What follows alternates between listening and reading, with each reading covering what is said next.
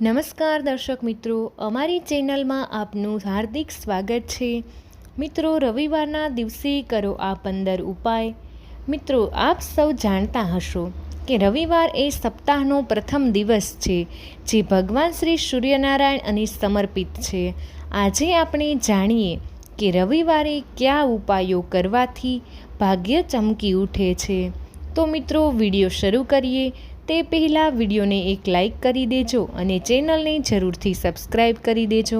Comment બોક્સમાં જય સૂર્યનારાયણ લખી દેજો, જેથી કરીને સૂર્ય ભગવાનની કૃપા આપના પરિવાર પર હંમેશા બની રહે। તો નંબર 1 વિશે વાત કરીએ। જ્યોતિષશાસ્ત્રમાં કહેવામાં આવ્યું છે કે જો કોઈ વ્યક્તિની કુંડળીમાં સૂર્યગ્રહ નબળો હોય તો એવા વ્યક્તિએ રવિવારે માછલીને લોટની ગોળી બનાવીને ખવડાવવી જોઈએ। એવું પણ માનવામાં આવે છે કે આવું કરવાથી કુંડળીમાં સૂર્ય બળવાન બને છે અને વ્યક્તિના જીવનમાં આવતી તમામ સમસ્યાઓ દૂર થાય છે। હવે આપણે નંબર 2 વિશે વાત કરીએ। તો જ્યોતિષશાસ્ત્રમાં એવું માનવામાં આવે છે કે રવિવારે ઉગતા સૂર્યને પાણી આપવામાં આવે તો તે ખૂબ જ શુભ હોય છે, એટલે કે જળ ચડાવવામાં આવે। જળ ચડાવ્યા પછી દેવી લક્ષ્મીની પૂજા પણ કરવી જોઈએ। આમ કરવાથી ઘરમાં ધનની કમી નથી રહેતી। મિત્રો, હવે આપણે નંબર 3 વિશે વાત કરીએ। તો તમે દરરોજ સૂર્યદેવની પૂજા કરી શકતા નથી તો તમારે રવિવારે નિયમિતપણે આદિત્ય અને હૃદય સ્ત્રોતનો પાઠ કરવો જોઈએ। આમ કરવાથી સૂર્ય ભગવાન પ્રસન્ન થાય છે અને ભક્તોની તમામ મનોકામનાઓ પણ પૂર્ણ કરે છે। હવે આપણે નંબર 4 વિશે વાત કરીએ। તો નોકરી ધંધામાં પ્રગતિ માટે રવિવારે વહેતા પાણીમાં ગોળ અને ચોખા મિક્સ કરીને પ્રવાહિત કરવા જોઈએ। એવું માનવામાં આવે છે કે આવું કરવાથી સૂર્ય ભગવાનની કૃપા પ્રાપ્ત થાય છે। હવે આપણે નંબર 5 વિશે વાત કરીએ। તો જો તમે રવિવારે કોઈ મહત્ત્વપૂર્ણ કામ માટે બહાર જવાના છો તો તે મહત્ત્વપૂર્ણ કામ કરતાં પહેલાં ગાયને રોટલી ખવડાવો।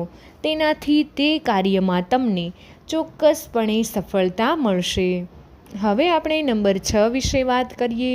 તો રવિવારે તાંબાના વાસણમાં પાણી લઈ તેમાં થોડું કુમકુમ નાખીને વડના ઝાડના મૂળમાં જળ ચડાવો। આ ઉપરાંત વડના પાન પર હળદરથી સ્વસ્તિક બનાવો। હવે આપણે નંબર 7 વિશે વાત કરીએ। તો રવિવારે ચંદનનું તિલક કરીને ઘરની બહાર નીકળવું જોઈએ।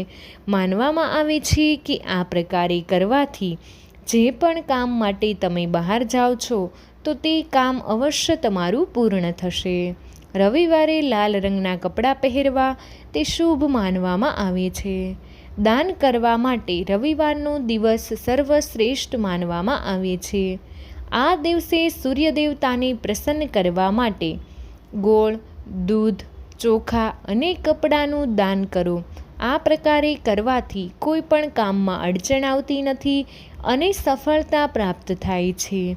રવિવારે શુદ્ધ કસ્તુરીને પીળા કપડામાં લપેટીને તિજોરીમાં રાખવાથી જીવનમાં સુખ સમૃદ્ધિ રહે છે। એવું કહેવાય છે કે રવિવારે પૈસા સંબંધિત કોઈ કામ ન કરવું જોઈએ। સામાન્ય રીતે આપણે આ બાબતો પર ધ્યાન નથી આપતા, પરંતુ કહેવાય છે કે જો આ દિવસે પૈસા સંબંધિત કામ કરવામાં આવે તો ઘરમાં ગરીબી આવે છે। રવિવારે વહેતા પાણીમાં ગોળમાં પાણી મિશ્ર કરીને વહાવી દો, તે શુભ માનવામાં આવે છે। જ્યોતિષશાસ્ત્ર અનુસાર આ પ્રકારે કરવાથી સૂર્યદેવતાની અપાર કૃપા પ્રાપ્ત થાય છે અને તમામ અટકેલા કાર્ય પૂર્ણ થાય છે। રવિવારના દિવસે સૂર્યદેવના મંદિરે જઈને તમારે ગોળનું દાન કરવું જોઈએ।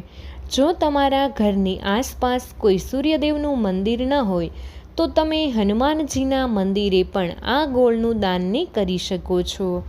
મિત્રો, જો તમારી આસપાસ કોઈ એકે મંદિર ન હોય તો તમે કોઈ એવા વ્યક્તિને ગોળનું દાન કરો જેને ખરેખર જરૂર જ છે, એટલે કોઈ ભિખારી હોય, ગરીબ લોકો હોય, તેને ગોળનું દાન કરવું જોઈએ। મિત્રો, આ દાન ખૂબ જ મહત્ત્વનું ગણવામાં આવે છે અને તમારે રવિવારની સાંજે એટલે કે સાંજના સમયે તમારે આ ગોળનું દાન કરવું જોઈએ.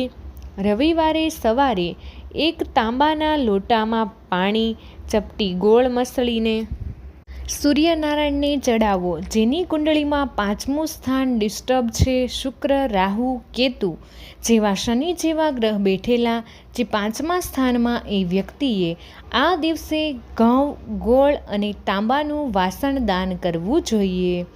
બહુ મહત્ત્વનું દાન છે.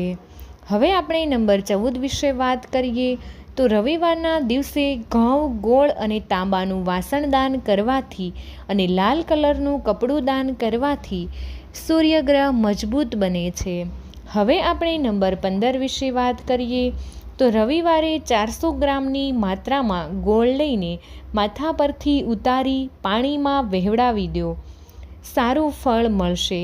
સૂર્ય ખરાબ છે, નબળા છે તો ઉપાય કરવાથી તમને ખૂબ જ લાભકારી રહેશે અને તેનાથી ખૂબ ફાયદો થશે.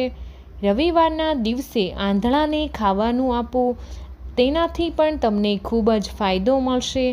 રવિવારના દિવસે અડદની દાળ અને મસૂરની દાળનું સેવન ન કરવું જોઈએ.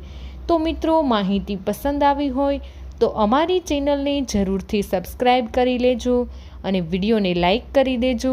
તમારા બધા જ મિત્રો સાથે વિડીયોને શેર કરી દેજો અને કમેન્ટ બોક્સમાં હર હર રાધે અને જર હર મહાદેવ જરૂરથી લખી દેજો.